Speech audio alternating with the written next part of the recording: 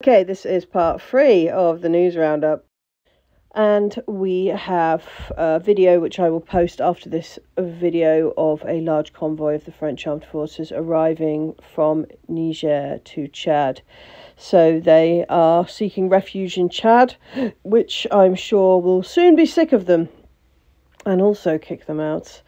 I wonder how the residents of Chad feel about this. The convoy consists of more than 20 trucks, and the commentator had this to say: look, these are hypocrites and thieves who were driven out of Niger. More than 3,000 French soldiers fled Niger and took refuge in the Chadian city of Abechi. So the people of Chad should be beware of the yellow-skinned people who are hiding inside these military trucks. They may have arrived in Chad to steal its resources and kill its inhabitants, shouts a local resident in front of the column. That's how we come across to these people, guys. Doesn't that feel wonderful? That, you know, that's how they look at us. And can you blame them?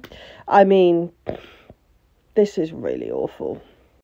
Pictures are coming out of Amhara of mass surrender, looting of federal armories. The army in Amhara is losing control in the region. Not looking good. The US provides chemical weapons to armed groups in Syria for false flag attacks. Damascus. And not for the first time, I think. Yeah. This is absolutely dreadful. Why did we let this go on under our noses? Zambian opposition figure charged with libel. And this is the Socialist Party leader, Fred Memembi, who's been charged with libel and released on bail over a series of controversial social media posts.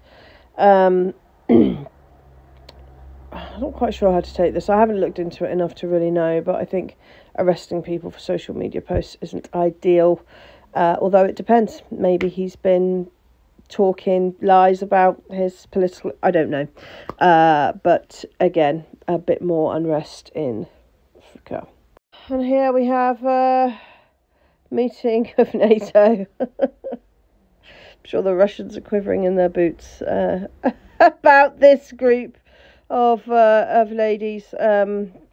Honestly, what have we come to? Seriously, I wish I had a handy picture of the guys who've taken over Niger to paint alongside this picture, because it really does say a lot about our countries and what we are trying to push in the name of equality.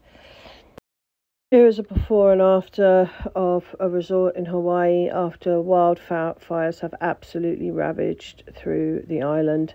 Lots and lots of wildfires this year, and I think we ought to be questioning why, to be honest. I am not taken in by it's natural thing. I mean, some of these places had existed for thousands of years, you know, buildings and whatnot, not necessarily in Hawaii, but certainly in Greece, and for wildfires to just start in the way that they have in so many locations, I think has been possibly something a bit more nefarious going on there. Presidential candidate Fernando Villavicencio, I'm sorry, and he's been assassinated, so we really should get his name right.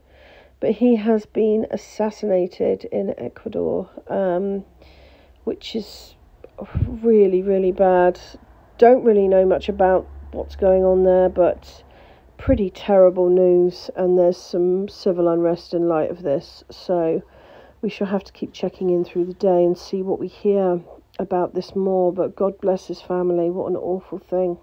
The Ukraine have handed the Pentagon first reports on use of deadly US gifted cluster bombs.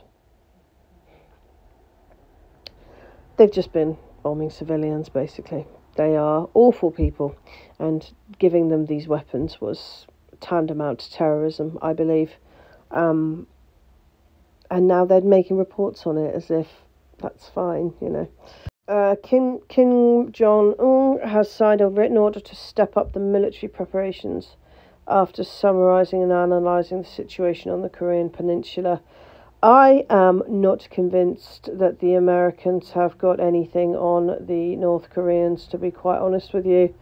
I think that the North Koreans have got a very dedicated, very large army and a lot of weapons.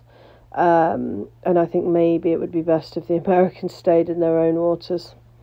You have to remember that much like Niger, Korea has had Western influence cause it to be isolated. Niger has been enslaved, North Korea has been sanctioned, so these aren't people who are going to respond because you decide to bomb them or whatever. These are people who are going to react very poorly to invasions of their airspace or their territory.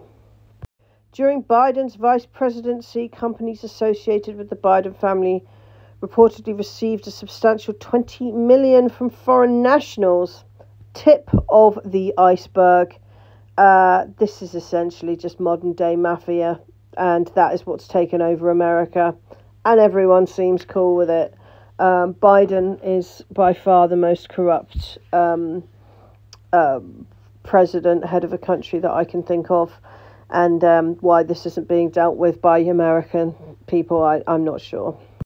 Former President, Prime Minister of Niger called on ECOWAS to lift sanctions.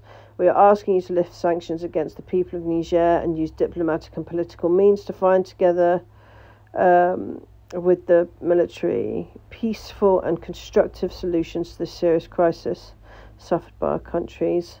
Well, yeah, I mean, diplomacy is free. Why would you choose to send Nigerian men in to do the work of the French? It's just daft to me.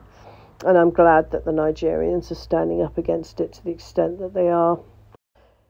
And finally, that's me for the day. I will check in later. I wanted to do a video in a bit on coffee, and I will do that. Please do check out my Telegram channel. Diplomacy is free. You can find me on YouTube. You can buy me a coffee if you like my work. You can sign up to my Patreon if you really like my work, and all of those things help me carry on being able to do the work that I do and bring you the news that I do. So much love to you all. It's going to be 25 degrees here, so finally we are not going to have the fire on in the evening. I hope everyone has a blessed day. God bless.